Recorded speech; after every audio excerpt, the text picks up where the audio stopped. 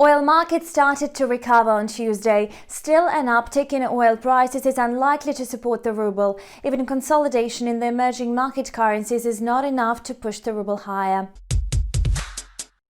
All short-term supporting factors have run out of steam, thus causing a fall of nearly 3% in oil quotes on Monday. The resumption of supply in the Gulf of Mexico, Norway and Libya is posing a challenge for the OPEC and its allies who follow the agreement on output cuts. Oil market opened the day in a green zone, posting small gains as some restrictive factors continue to weigh on the prices. The continuing rise in the number of COVID-19 cases in the US and Europe raises doubts about fuel demand. The International Energy Agency reported on Tuesday that a slow global economic recovery may postpone a full rebound in energy demand until 2025. In the early session, Brent oil futures with the nearest expiration added almost 1%, moving above $42 per barrel. Later in the day, oil quotes slowed down the pace of growth and edged lower to $41 per barrel. WTI followed a similar trajectory, with its price falling below $40 per barrel. Oil bulls struggled to sustain momentum amid the lack of positive factors. However, there is still a good possibility of growth thanks to the overall weakness of the US dollar.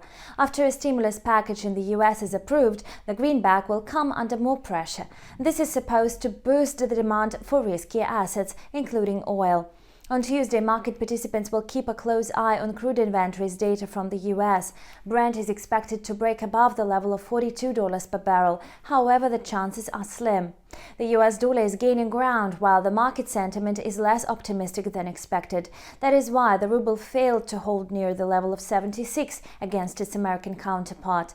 In addition to lower oil prices, the drop in emerging market currencies on Tuesday also weighs on the ruble. Thus, the US dollar managed to win back some of its losses from the previous week. At the moment, the price is likely to hold above the 77 mark. The American currency will probably stay in the range between 76.50 and 78. In case the background deteriorates, bringing negative news for the ruble, the dollar-ruble pair may again test the level of 80 rubles per dollar. The risk of sanctions against Russia in response to Navalny's case serves as another bearish factor for the ruble. The EU leaders will discuss possible sanctions at their next summit on October 15. This topic may cause a long-term decline in the Russian currency.